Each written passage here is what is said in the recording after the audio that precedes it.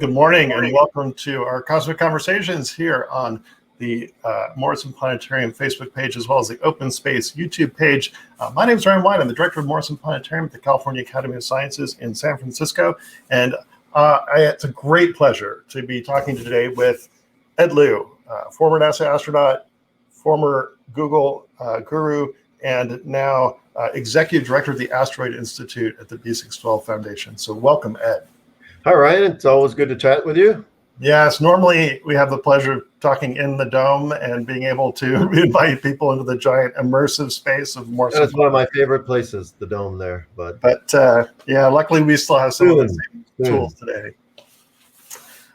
So yeah, I thought it would be great to talk a little bit about asteroids and how you got into it. And of course, we have our kind of chat lines open all the time. So if you have any questions for Ed, please feel free to put them in the Facebook or YouTube chat, and we'll get to those in the course of the program. But I guess, as you've made this pivot to become, to sort of worry about asteroids so the rest of us don't have to, or at least don't have to as much. Well, you could be interested.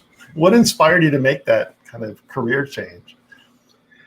Well, it's something I've always been interested in, actually started when I was a kid, because I was interested in dinosaurs like all kids, right? Space and dinosaurs. And I had my favorite book, which was it was called The How and Why Wonder Book of Dinosaurs. And I memorized all the different dinosaurs, and I got to the last page, and then it says, and then the dinosaurs died and we have no idea why. And that was it. Right. And I remember, being satisfied with that explanation. And, fast forward many years later, I'm in grad school, and this crazy theory came out from Luis Alvarez and his son that an asteroid killed off the dinosaurs. And I remember thinking about that, going, how could that be? It's too small. The Earth is, 8,000 miles across, and, you're talking about something, a few, maybe 10 miles across. How's that going to kill everything on planet Earth? What about the things on the other side? And I remember having an argument with my office mate, Russ Hamilton, and another one of the grad students. And we were in my office, and we were going, well, let's let you work out the numbers here. So if you look at the actual energy of a 10-mile asteroid hitting the Earth, you come up with sort of, tens of billions of hydrogen bombs. And you go, oh, all right, okay, I get it. Right. Oh, okay, well, that's more than enough energy, at least. Yeah, I remember that epiphany too, where it was like, wow, if you just convert the kinetic energy of an asteroid to heat, then wow, it's a lot of heat. A lot of energy. Yeah. And it's people talk about nuclear winter, and this is like 1,000 times worse. Yeah. Or 10,000 times worse. So this was 100,000 times worse. So okay, all right, so that's bad. But what about the crater? There's no crater from this thing. You would expect the crater of this. And I remember the day when someone came into our, one of the other grad students comes running into our office and said they found the crater. And it was under the Gulf of Mexico. It was discovered because the Mexican oil company was doing seismic surveys looking for oil underneath the Gulf of Mexico. And they found this enormous circular feature, which was very round, had the central peak, and it was a crater. And that was it. That turned out to be it. And so in the back of my mind was always this like, wow, we ought to do something about that someday. And I went about my business, got my degree, worked as a scientist, went to NASA. But always in the back of my mind was this, what would we do about that? And then around this time, we were beginning to develop new engines, and we were beginning to be able to actually track asteroids much better. It's a difficult problem, but around that time was the impact of the comet on Jupiter. Right. And that really got us thinking about it. And that's when Congress told NASA to go find at least the asteroids that were large enough so if they hit the Earth, that's the end of human civilization. Right. Seems like a good thing. And so that got funded. And then me and others started thinking about, well, what in the world would we do if we found one? And then we started looking at the engines available, our ability to launch things, our ability, how well we can track things. And we sort of realized, hey, you know what? It's actually quite possible for us to deflect something. And it's actually not that hard. So we hosted a meeting at the Johnson Space Center and brought in a bunch of people, asteroid experts, and we sort of discussed, like, how would we deflect an asteroid? We sort of all realized that by the end of a weekend-long meeting, we all realized, hey, this is possible. Mm-hmm.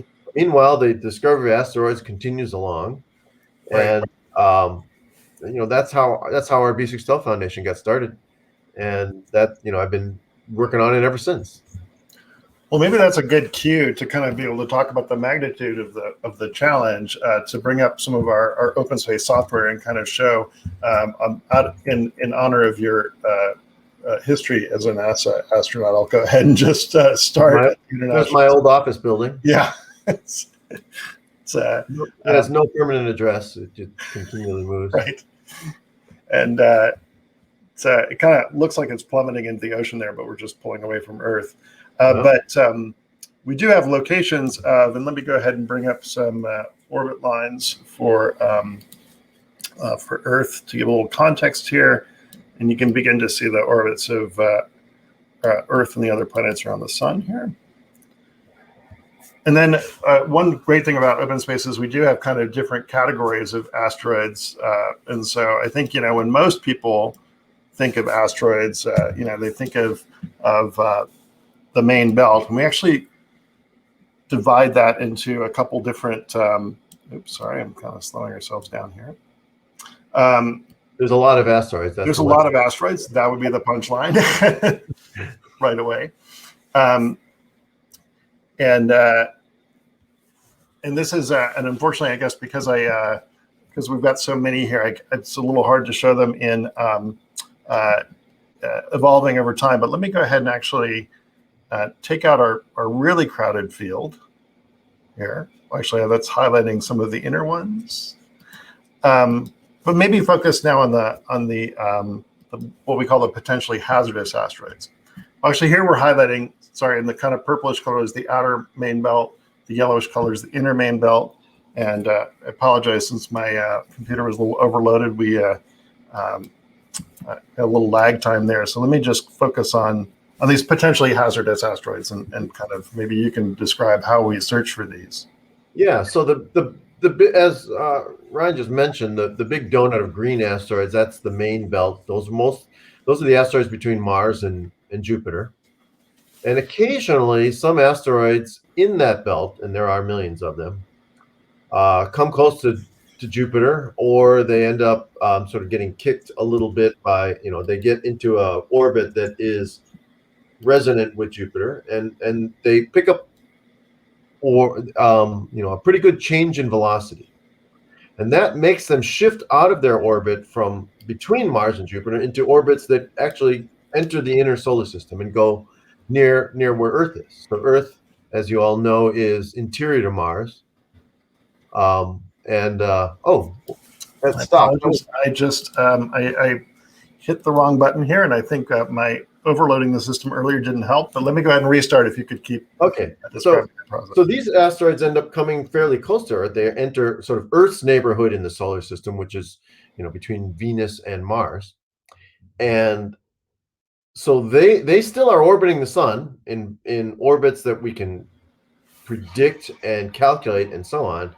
But because they cross Earth's orbit, they have a chance of hitting the Earth. That means, an asteroid in the asteroid belt has no chance of hitting the Earth as long as it stays in the asteroid belt, because the Earth's not there. Remember that you can think of these as sort of raceway tracks around the sun. And if as long as they stay in their lane out there in the asteroid belt, they're good. They're not bothering anybody.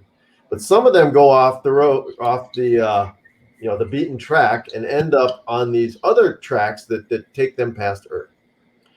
And what we do to find them, remember that you can't keep an asteroid from hitting the Earth unless you know ahead of time that it's going to hit the Earth.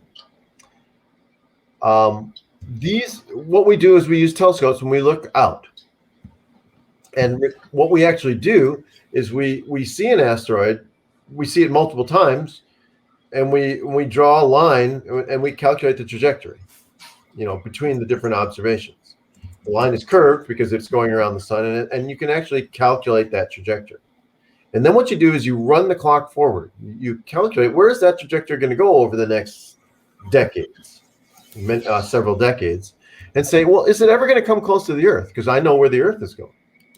And so there's a lot of math involved here, but that process is one where we can rule out asteroids as being dangerous or not. In general, we're not really looking for an asteroid.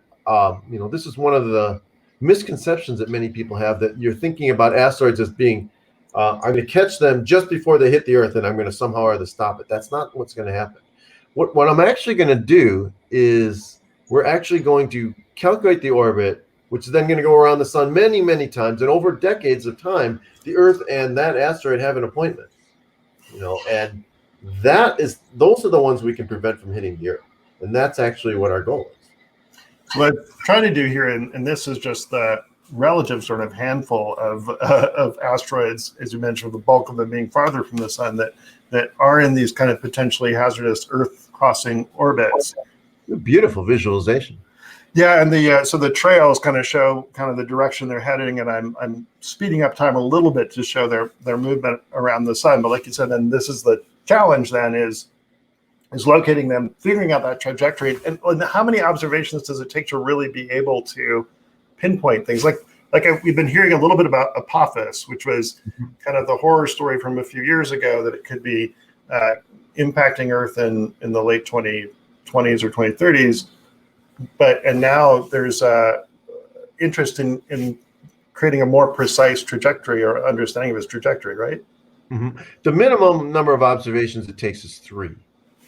But that gives you, in general, a very, very imprecise orbit, one that's really not of much use for saying, is that going to hit the Earth or not?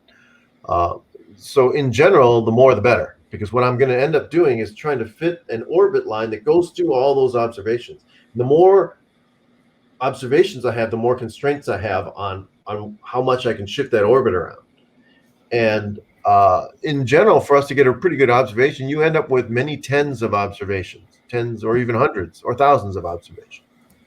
And so the case is for Apophis, this asteroid, which we do know is coming very close to the Earth in both 2029 and 2036, is in fact has been observed hundreds of times, including using radar, which allows us to not only tell where on the sky it is, but the distance. And using all of that information, we actually have a very good orbit for the asteroid Apophis. Well, and we're kind of showing all of these as just their trajectories, but these are kind of unique individuals too. And yeah, they're their own little worlds, if you'd like. And then it is a little world.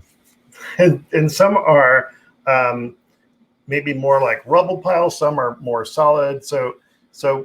And of course, most are much smaller than the dinosaur killer that created such a problem for some of our ancestors. So how much effort needs to be put into characterizing the asteroids as well? Well, for a lot of reasons, we want to characterize them, both from the scientific standpoint, telling us about the origins and evolution of the solar system, the chemical evolution of the solar system, the geology, if you'd like, in the solar system. Obviously, you want to find out what they're made of, what individual ones are made of, if any one of them has a chance of hitting the Earth, because that tells you about which deflection methods are most effective. Or also, how dangerous that is, because, for instance, if an asteroid is solid iron, it's a lot more massive than one if it's a loosely held together pile of rock, because iron is quite dense. So there's a lot of reasons to want to know that. I always find it fascinating just looking at these images of these things, thinking that each of these things is an individual little world. They're rotating. They have days and night cycles. Right. Some bigger, some smaller, all different sizes. There's a myriad of worlds in our solar system, and only a very small fraction of them are actually tracked. What we're seeing here looks like a lot, but It's actually a small fraction of what's out there. And that's our challenge right now, because until you know where they all are, you don't know what the risks are to planet Earth. And so the Asteroid Institute is the research group that you head up. What kind of work are you involved with to move all of this forward? Well, we are primarily interested in understanding and calculating the orbits. Now, the reason it's so important right now is because, remember, I mentioned that the majority of these asteroids are currently undiscovered. Roughly, of the ones that I would call significant sized, we've tracked about 1% of them. So what's going to change in the next few years is the opening of the world's largest survey telescope, called the Legacy Survey of Space and Time, or LSST. Also goes by the name of the Vera Rubin Observatory, named after a famous astronomer, Vera Rubin, passed away a few years ago. It is supported by the National Science Foundation and is being built on a mountaintop in Chile. It's opening its dome in about 2 years, and it will be tracking about 20 times more asteroids than all other telescopes combined up to that point. Wow. We actually do have a little video clip that shows our recreation. This is our recreation of the building of the telescope that we created for our most recent planetarium show. But it's nice. Yeah, you kind of look at the little trucks there to get a sense of scale. Sorry. I want to go down and visit this thing, but hopefully travel restrictions will open up. And but the main mirror is already in. That dome is built, actually. Yeah. They're working on the mechanisms for that, and we are working hard with the LSST project on the data pipeline. All those asteroids, and it will have hundreds of thousands of observations per night that we will be cranking through. And I have to give a shout out to Google here, because the computational load of that is quite high, and they have donated the compute cycles for us to do some of this work. So, yeah, I mean, I think the sheer quantity of data generated by LSST is sort of hard to wrap one's head around. I mean, if you compare it to, I think, heard the comparison. If you had, if you went out and bought some hundreds of 4K televisions and stacked them up side by side, it would be equivalent to the amount of data that's. It's about a petabyte of data per night. It's amazing. And a terabyte's a big sized hard drive, right? So it's 1,000 of those per night. So this is definitely a job for a cloud computational system, right? Well, I guess then something else we could show here. Maybe I'll zoom us in a little bit closer to Earth, but is kind of a sense, because we already mentioned that the sort of dinosaur killing asteroids, but of course we're seeing sort of fireballs and less destructive events happening all the time. And in fact, one of the reasons that we chose this date for our conversation is because of an anniversary coming up with the event that occurred in Chelyabinsk. Yeah, Chelyabinsk is a city in Russia, which on this was 2013, so 8 years ago, tomorrow night, a small asteroid, only 20 meters across, the size of a building, entered the Earth's atmosphere, grazed above the city, and exploded on its way out of town, literally. Actually, this is another one we have a video for, so maybe we can look at that.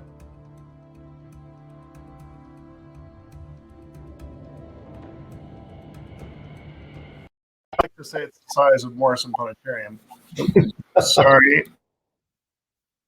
Unmute myself. If we could.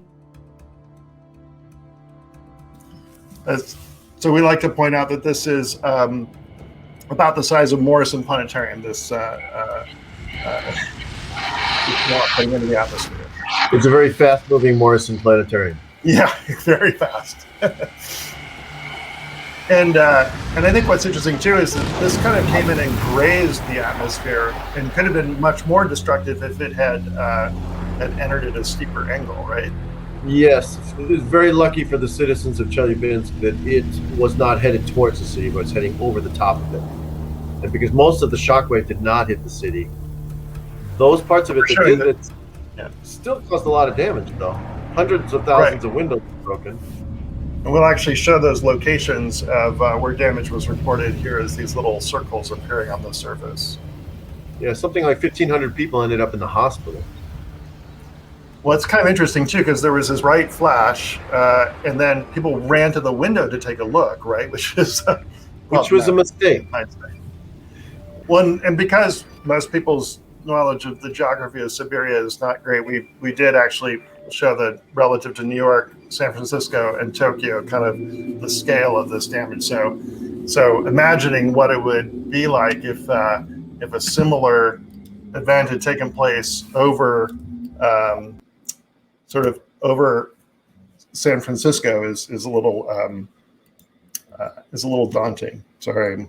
Yeah, and this was a pretty small asteroid. I got to remind you that this is only sort of 19 meters across, and we know that size pretty well. But these types of things hit Earth. With this, the explosive energy of this was about a half a megaton. It's about 30 or so times larger than the bomb dropped over Hiroshima.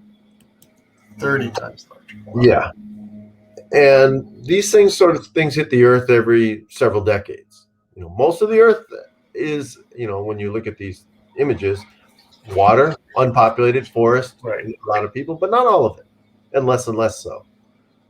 And these things do happen. Well, then, interestingly, as I recall, one of the ways that we've identified the sheer number of these events is actually using data that was originally intended to detect. You mentioned Hiroshima, but to detect airbursts from nuclear explosions. Yeah, actually, we do have a monitoring system for the Nuclear Test Ban Treaty, which is a treaty signed by most every nuclear country, not all, that we will not test nuclear weapons in the atmosphere. And to monitor that, we have these giant listening stations all around the globe. And it turns out that a nuclear weapon going off is actually quite loud, and you can hear it from many, many thousands of miles away. And if you put enough of these stations up, you can actually pinpoint the location of anything by triangulating. And so we have this network up and running. We've had it up for decades now, and it's never actually detected an actual nuclear test in the atmosphere because there have been none. But it gets set off every couple of weeks, actually probably multiple times a week. It gets set off, and all of those are asteroids blown up in the atmosphere. Wow. Of various sizes. It can detect fairly small ones, right? Size of like a minivan kind of thing.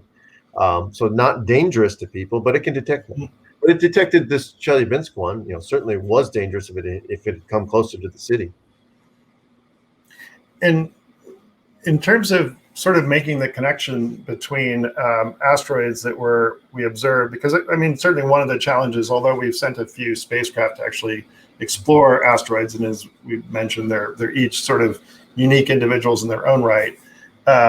One of the best ways to understand how what we're seeing out there corresponds to reality is to collect meteorites that we can connect to a specific asteroid. And we now have a few examples of those, right? Yeah, I mean, there's quite a collection of people around the world who do collect meteorites, and a lot of scientists who study them. And from this, we actually know quite a lot about the chemical composition of asteroids, which we can then in turn use to understand, how the solar system formed, because what it's showing us is where the heavy elements ended up, where the iron ended up, where the carbon ended up, where all these things ended up in the disk of things that eventually became the planets. And so we actually have we know a lot about asteroids from picking up meteorites. We don't know as much from having visited them when they're still out there, going around the sun. That's changing now because of a couple of really interesting missions. A Japanese mission, which there's two Japanese missions that have brought samples back. One which just landed 3 months ago. One which is a U.S. mission called OSIRIS-REx, which is going to be on its way back with its samples. It's already picked up the samples. So that'll be coming back towards Earth. And so we'll get pristine samples, ones that didn't have to come through get blazing hot on their way through the atmosphere and then land in the desert and get picked up by a human being with dirty hands, right? So, right. So I know there's a lot of scientists really excited about seeing these samples coming in. So has anything we've learned about from those missions, I think Ryugu and Bennu are two of the asteroids that have been visited recently, has any of that sort of changed some of the mitigation strategies or the deflection strategies that you've one of the things that's becoming clear is that you have to be careful about operating on these things, because many of them are not single large objects that are held together well. You can think of them as piles of rocks all sort of loosely held together. They call them rubble piles. And that means that you can't land very well and attach.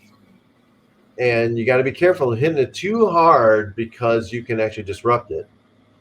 Large enough ones, you can hit reasonably hard, but you can't. You just have to think about disruption of these things, and which could make your problem worse, because the pieces go off in sort of randomized directions.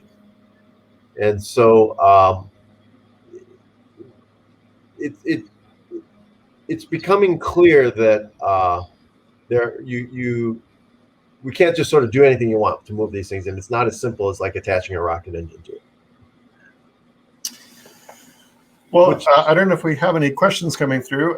We've got our producer, Mary, behind the scenes, who's filtering some of those and maybe answering some as they come through.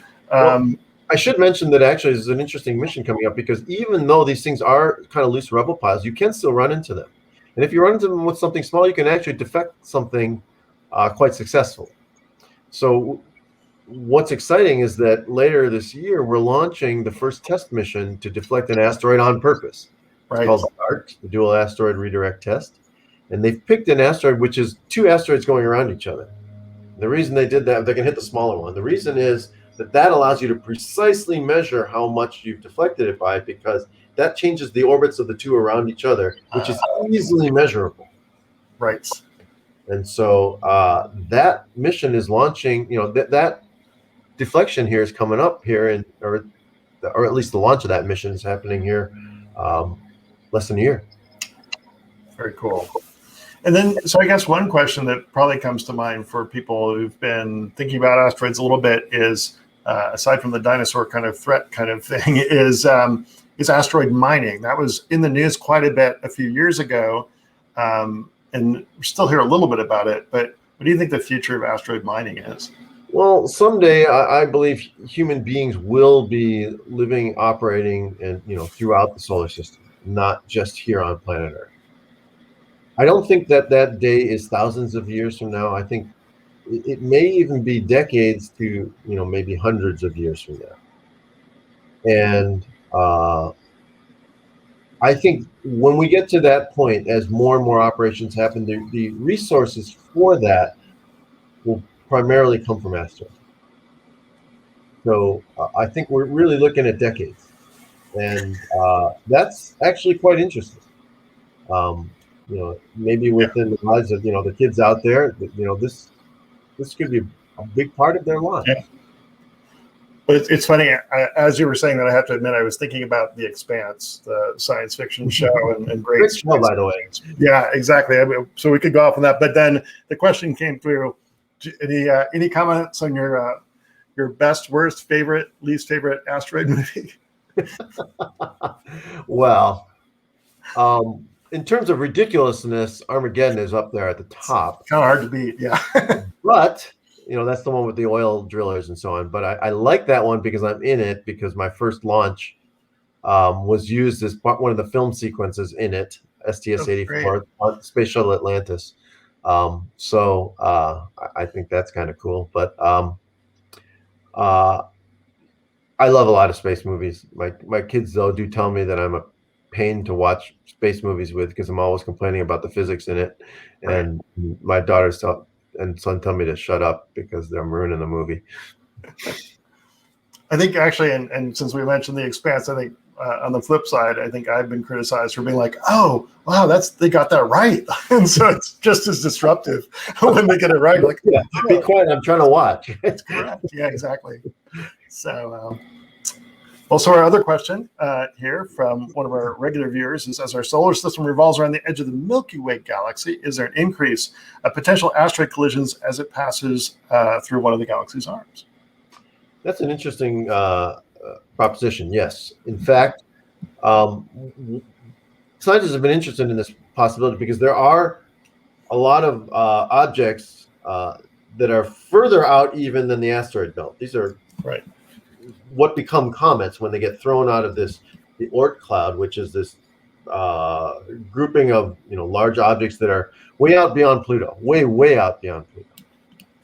And it turns out that they're just kind of floating out there. They are in very loose, long orbits around the sun. But if another star comes near us, or you can actually tug something just enough, and if it happens to be tugged in a direction that's headed towards the sun, it will eventually drop in. Right. And so we have noticed that there is, if you look at the historical record of what we have, at least, of large sort of cometary impacts on Earth, there does seem to be a periodicity to that, which turns out to be sort of close to the periodicity of the Earth's moving through the galactic plane. Right. So kind of that above and below the plane. Yeah, it may be related. Mm-hmm. I think it's likely related to that. This is a long scale. We're talking, tens of millions of years here. Right. Well, I think it is interesting though, like with some of the Gaia data. So the satellite the European Space Agency sent up that's doing this very thorough census of stars, and not just their locations, but kind of like the asteroid. Although without the complexity of asteroid orbits, stars are kind of on trajectories that we can work backward. They're all moving slowly in our sky, and realizing that there have actually been a significant number of near misses between stars in the Gaia data set and the sun, and near misses being like within a light year or few. Yeah, that's definitely going to move a bunch of the things in the Oort cloud in or out. So it's interesting to think, about that complexity. Yeah, you could end up with comets coming in because there's just more of them disturbed out there. It's you've just like stirred up the hornet's nest. Yeah. Wondering if we have another question from Robin. What are some of the ways that you would deflect the different types of incoming space rocks? Well, first off, I want to say that it's not really the incoming ones. You're going to catch them when they're out there in deep space, long before they're actually incoming. I mean, their trajectory in the future will take it around towards hitting the Earth, but you catch them and just tweak their orbit. That's the way you deflect them. And the easiest way is what we're testing with the DART mission, which is simply to take a small spacecraft, head towards it, and don't apply the brakes before you hit it. You just run into it. And the type of speeds that things are moving in space, several kilometers per second. In this case, it's going to be about 6 kilometers per second. It's pretty fast. Mm-hmm. San Francisco to San Jose in what about 10 seconds? Something like that. Beats driving up 101, right? Yeah. You just run into it, and that amount of momentum shift actually is enough to change over a period of years the orbit enough so that you can prevent a collision. You can do things in a more controlled manner by hovering spacecraft nearby, and for long periods of time, it's called a gravitational tractor. I mean, if you really, really have a shorter period of time, let's say, under 10 years or a very large asteroid, then we do have nuclear weapons. And what you would do there is not try and break them up, but you actually blow them up near the surface. There's enough heat and radiation that comes off of one of those things that you actually vaporize material off the surface. And that actually has a propulsive force. Pretty significant, actually. So basically giving it a little engine to push it out of the way. Yeah, but you're not really attaching to it. You just put something nearby and you blow it up. That is a possibility. But remember that the number of asteroids decreases greatly the larger you go. So most of the asteroids are the smaller ones. Right. Something like, what we saw in Chelyabinsk or Tunguska. And those are the kinds of things you would deflect. They're thousands of times more common. So you might do that 1,000 times before you ever need to deploy a nuclear weapon. Right. Think of it that way.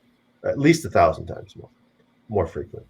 And those you would use the run into it method, the freeway collision method. Scientists call it a kinetic impactor. Mm-hmm.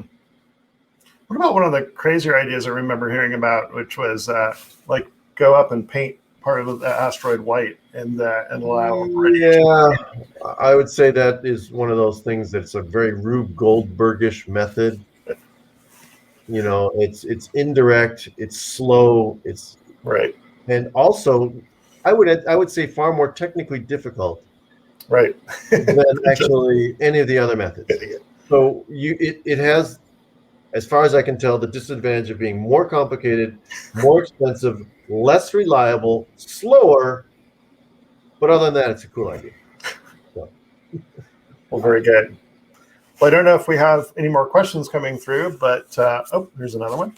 So how often does an asteroid collide with satellites in orbit? Okay. Not very often because, but remember that the asteroids come in all sizes, and you can take that size range all the way down to sand grains and things like that. There's a lot of them out there. And those things actually do hit satellites. We have sent probes through, to Jupiter and so on, and we have had, small, and they're dust grain sized things, but a dust grain moving at, tens of thousands of miles an hour actually is noticeable on your spacecraft. Right. So those things do happen. Nothing big though. It is one of the things that, since we've already brought in science fiction movies, that when you look at like the film Gravity, which had this sort of like disaster poured in space, it was just like, but when you think about it, it's like a single meteorite in the wrong place is just as, if not more scary in certain ways. Yeah. That film was more about man-made debris, right? Space junk versus natural things. But around planet Earth, we are dominated by space junk. In that tiny little area around the Earth, we are definitely dominated by space junk over, they call micrometeorites or small fragments of asteroids. In fact, on my very first flight, the window of our space shuttle was hit by a piece of, they believe it was a piece of like a paint fleck or something. And it took a little chip out of our window, which was worrisome enough that we actually had to downlink a picture because it's on one of the windows. Right. And with the tremendous heat on the front, what you don't want is a crack forming and that thing beginning to burrow its way in. And so, I actually, somewhere's in my records here, behind me on that shelf back there is a photograph of the ding in our window from Atlantis on my first flight.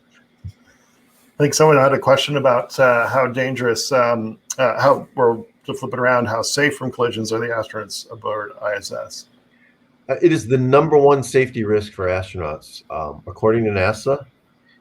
When they do their risk assessments, the largest probability of people dying in space is collisions with space junk. Wow. And it is due to the fact that most of the debris that can come through the hull of the ISS is too small to be tracked by the Department of Defense, who does the tracking for NASA. So it's and again, this is the human-made stuff. Yes, these are. I guess problematically, more likely to be like a bolt or a nut or something. That's exactly. Yeah. Yep. Mm-hmm. Fragments of satellites up there.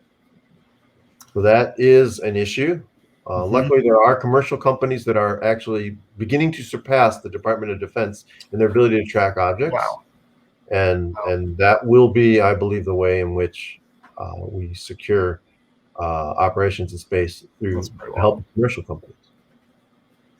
Well, very good. Well, I don't know if we have any more questions. I'll take a quick look down there. If not, I know we have a few things we can share in our chat. First of all, I think we have some links to more about the B612 Foundation, including your annual report and information that you can find out about all the different things that you do, including actually Asteroid Day. And maybe, I don't know, do you want to say a few words about Asteroid Day before we go? Yeah, that's a great event. It's a worldwide event to sort of bring, to get people to talk about, the interesting things going on with asteroids. It's not just gloom and doom. It's the science. It's the exploration aspects of it and so on. And I know California Academy of Sciences has been great about partnering on that and holding events. I've been to an event there for Asteroid Day. In fact, these things are held around the world. So to self-organize, kind of like Earth Day. Mm-hmm. That asteroids now have their own day too. So And it's June 30th, mark our calendars. it's on a significant date, June 30th, which is the anniversary of the Tunguska explosion, the sort of the largest asteroid impact in the last century or so, which was utterly destroyed an area roughly the size of metropolitan LA. Wild. And yeah, so making Chelyabinsk look pretty quite a bit larger than Chelyabinsk, that's for sure. Well, I should note too that actually if you want to watch the Chelyabinsk video that we showed, we actually do have a version of that online, and it's a 360 version. So even if you're watching on YouTube and don't have a headset, you can still pan around and look at it, but you can re-experience that recreation of the Chelyabinsk event on YouTube. And since I'm not seeing any questions, any closing thoughts before we head out? Yeah, I can't thank the California Academy of Sciences enough. And Ryan, you and the staff there have been great. And, you know, from a partnership standpoint with the B612 Foundation, I think you guys have really helped, you know, tell the message, and through especially the wonderful visualizations at the planetarium.